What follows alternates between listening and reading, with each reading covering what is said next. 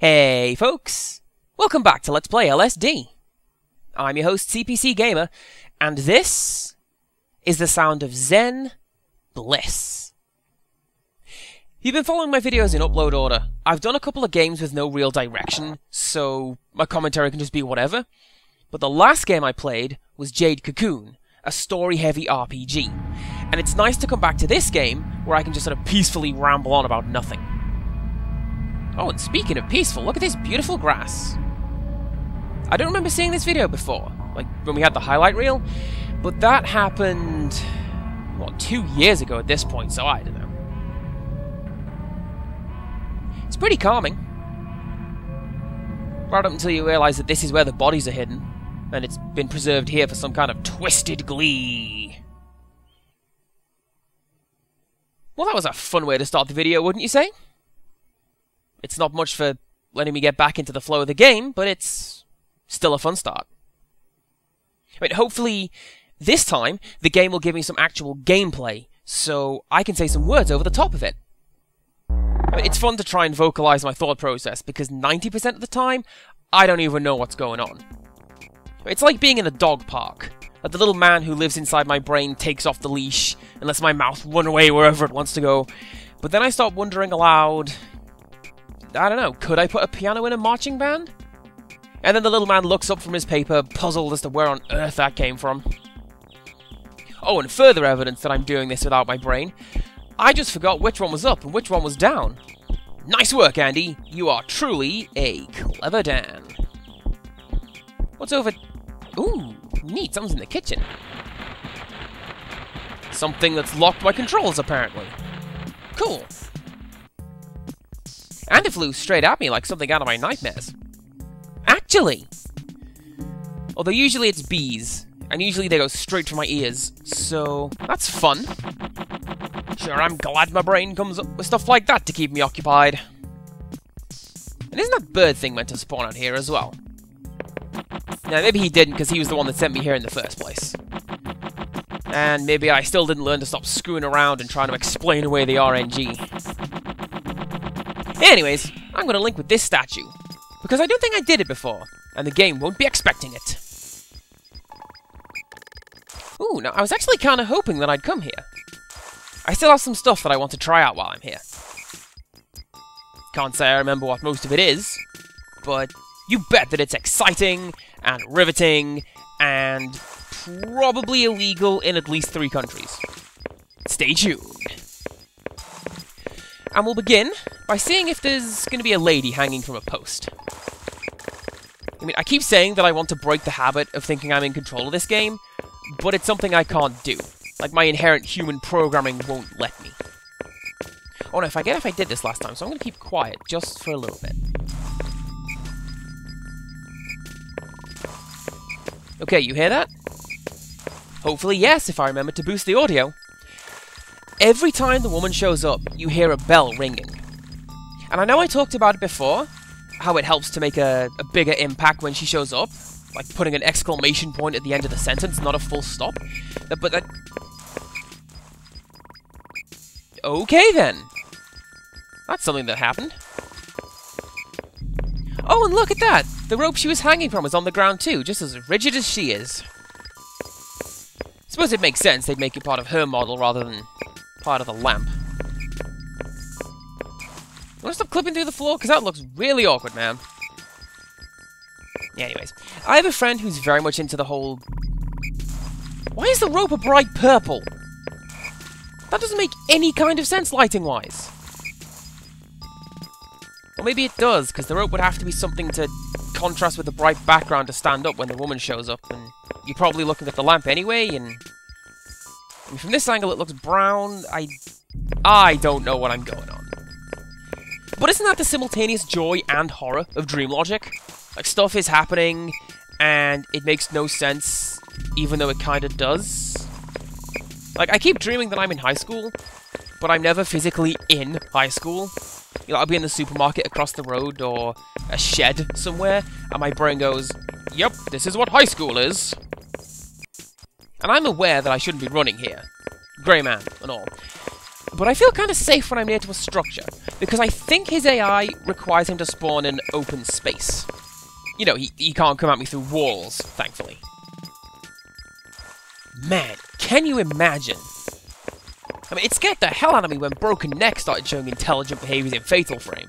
Especially when she learned to hide inside plot doors. Oh, for anyone who hasn't seen it, or isn't aware, one of the more common ghosts in Fatal Frame is a purely random encounter, but she has a couple of unique behaviors for if she spawns in a certain location. Like, you can find her standing looking at herself in a mirror, for example, and she only becomes hostile when you get close to her. And the one that I saw in my LP of the game, there are certain plot doors that she pokes her head through as you are about to go through them. And that is way more spooky than giving a relentless attack AI. More spooky, spookier, and spooky, N plus 2 me. We'll go for that. Now, what am I doing? I'm going to go to the warehouses. I'm looking at the road and finding it amusing how it looks like the little white lines are traveling along the road. Oh, scaling quirks. Never change. By the way, you guys, these aren't the warehouses. These are the skyscrapers. I choose to blame the glare on my TV, because this is the first batch of LSD that I'm recording in my new house, and I can get away with things like that. Right, now last time, the Grey Man spawned down here and ruined everything. Everything! So, I'm gonna go this way. Or I'm going to wake up. Whatever. That's cool. Got a new square for it, so I'm not gonna complain about this right now. I mean, give it time. I'm sure my British ways will come back and all will be well with the world. So let's go again. Day 286. We are 49 away from the ending. See, I can do maths, me. It's part of my studying Japanese again, practicing numbers and how to manipulate them in several different languages. And I'm going to Tokyo with some... Whoa! Hey, guy. Wait, this isn't a perspective trick, is it? You really are that big, aren't you? Yes, you are. Okay. Nice work. At least you rendered properly and you're not, you know, T-posing all over the place like that one time. Anyway, I'm going to Tokyo with some friends of mine, and I'm determined to be able to speak some of the language, so I'm not just big foreign Dan shouting at people to get my point across. And one of the earliest lessons in the book that I picked up is numbers. So I've been spending a lot of time just reciting numbers to myself as I see them or need to use them. Because, you know, if I don't drill something into my brain, it'll all just fall out. Which is weird, because drilling into my brain is probably how to make stuff fall out even better. And I am super disappointed that you hit the level boundary and just vanished, man. I was hoping you'd run off into the game's code and make stuff blow up like in Jet Set Willy. Jet Set Willy being one of only 2 games I know, wherein you must get sucked down a toilet to continue at some point. The other one being I have no mouth and I must scream. Yeah, because those are the same thing. Oh, and Manhunter. Although anyone who's played Jet Set Willy will know that it's kinda like 109 years of infernal torture. And even with that time, you still won't get past the banyan tree. So I'm going to move on from this niche topic because it's of interest only to me, and possibly Crowley 9. I'm also going to Link, because the UFOs don't really do anything. Although that fade to black was pretty troubling. Oh, and deservedly so if it's going to bring me back to the Violence District. I wonder if the Violence District is meant to be somewhere. Like, the Kyoto map is apparently modelled after a specific part of the prefecture, so I wonder if this is meant to be anywhere. Am I stuck in the scenery? Yes, I am! Brilliant! I'll make it to you at some point in this session, wheelie bin full of body parts, don't you worry. Oh, but for now, I am back here in my little apartment. Much like my own. Oh, I see a little triangle seam in the walls. I don't quite know why, because this place is meant to be made out of squares, but whatever, let's go. Oh, and also, just like my own apartment, there are no giant heads crashing through the walls, or very much of anything, really. It's kind of depressing sometimes. But then that goes back to the old thing where I really just want to pack up all my stuff and go on an adventure to save the world. But not the kind where I'm in any danger, or that requires physical exercise or anything. I mean, this is why I'm a shop clerk, and not a soldier, or whatever. Although I am told I should be a soldier. One of the guys I was staying with in Montreal kept bringing it up. Oh, and hey, Creeper Town. How's it going? Like, we visited Quebec City, and because he's in the army, we got to stay in an active training facility. And he says, oh yeah, we're not in the biggest room, but it'll do. The room was bigger than my entire flat. Okay? That was crazy. Don't you agree, rapidly flickering wall texture? I know you do. Oh, come on. Didn't even touch anything that time. And forget you, game. You didn't win. Oh, the world's on fire again. Or maybe this is the game's way of indicating heavy rain. We had some straight-up torrential rain a couple days ago, and it was just like this. You couldn't see more than a few feet. Considerably fewer world-ending crevices, though. Ooh, and another new one. I can see me getting closer to the dynamic end of the scale with that one. I mean, we went all over the place and didn't even intend to do it most of the time. Alright, let's go again. I think we'll be alright to have one more dream before the end. Take a quick look at the video length bar, people of the future. See whether or not I am about to eat my words. That was a kids' TV show when I was younger. Eat your words. It was basically a spelling bee, except you had to eat a cookie every time you got a word wrong, or something like that. I don't know, I may have imagined the whole thing. I do that. Oh, and contrary to what I said before, I'm on the other side of the hole I was about to jump down. This is some witchcraft. Game, what are you doing? What has the rainbow gone? Well, now I am sad. I'm gonna go splash around in the water. That'll cheer me up, probably. I don't know. See, I was going to go and throw myself down a pit, see if I could trip up the dream chart again, but I guess the game wants me to keep exploring, so let's go. Oh, and hey, big fish. You look like something I very often dream about, and that secretly terrifies me. I mean, I like seeing vast underwater vistas, but on the other hand, I really don't, because they put my size into perspective, and that terrifies me. Like, I had this kid's encyclopedia when I was younger, and it had one entry that was a dual-page spread that had a detailed cross-section of the ocean between England and America. And the fact they compressed such a huge thing onto an A3 sheet scared the hell out of me. And vaguely speaking of which, what is making that shrieking and splashing sound? Maybe it's nothing, just a player lure to drag you away from the potential end of the world beneath the fountain. I mean, it worked and all, so now I'm off in... No. You know, I thought I was in Kyoto. What a pleasant surprise. Now I'm gonna go up this time, because I'm wacky like that! Some kind of stair-climbing beast that cannot be stopped.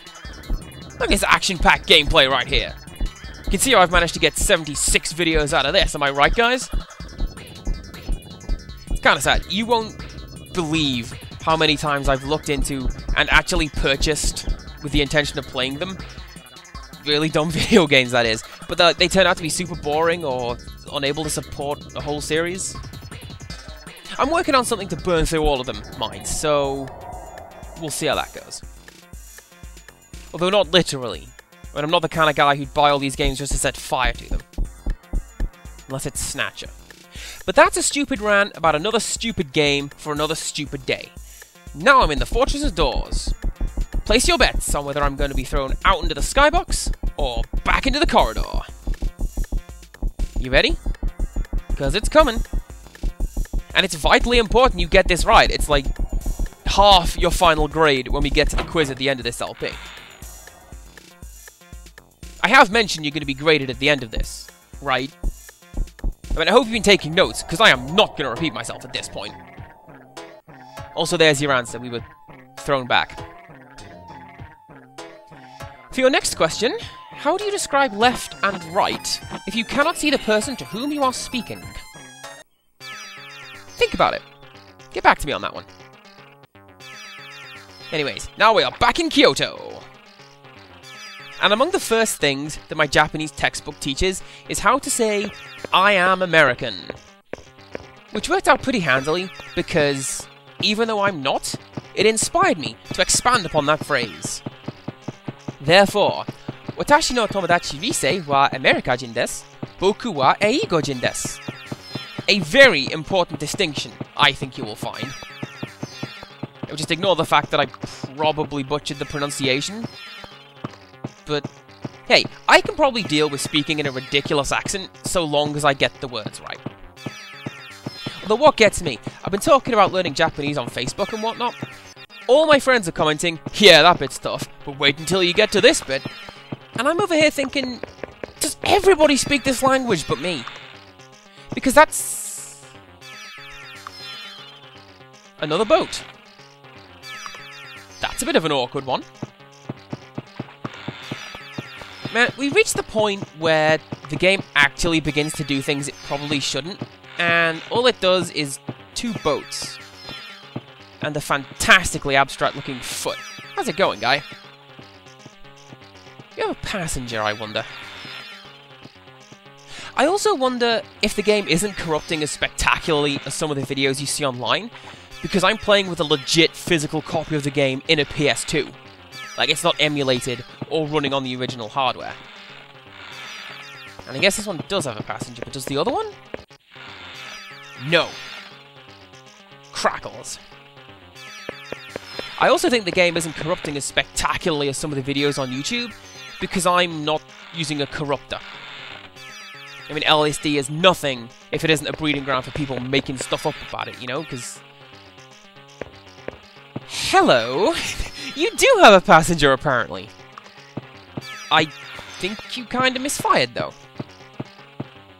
Wait, is she walking on the water? It looks like yes. But if that is so, why is she moving at the same pace as the boatman? I wonder if she's meant to be on the boat, or if this is one of the models that spawns on the pathway, just in the wrong place, you know? I mean, I guess, logically, it's the same model, with the same rigging, it just remains still when it stood in the boat, if I had to guess. And here's a close look at her barely shuffling feet for people who are into that kind of thing. So yeah, putting on my programming hat again, it makes sense that she's down here on her own, because the boatman can exist without a passenger, and the woman exists as her own separate model. So what the game would do is put the two models next to each other and pretend that they're only one. And they can... Where did she go? Oh! I saw her in the background! I think I know what happened. I think the woman despawned because we got too far away. But the boatman spawned regardless, so he continued while the woman didn't. Myth busted. Or, you know, programming quirk explained.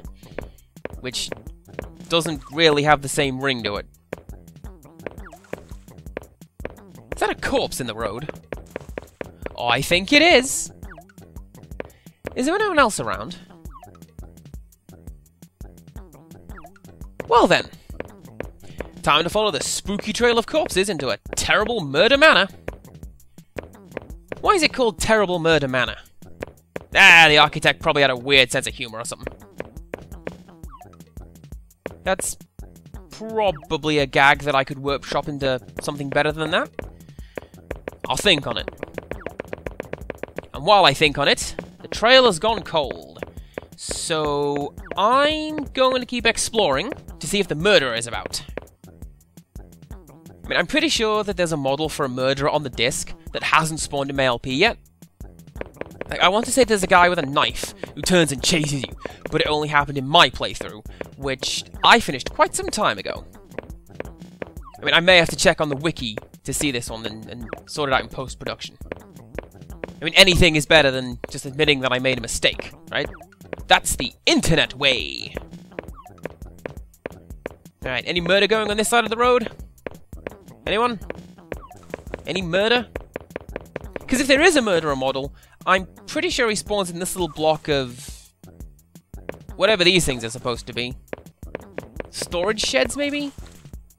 That weird little brick building that exists behind every school in England, but nobody is ever quite sure what it contains.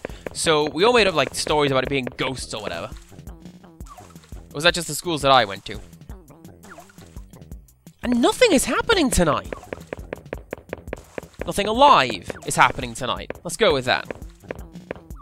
Or nothing moving, at least.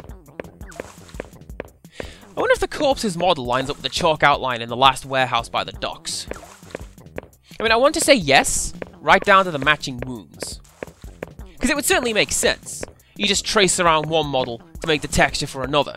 That's programming smart right there. Wait, I don't want to do anything with this one today. I want to go to...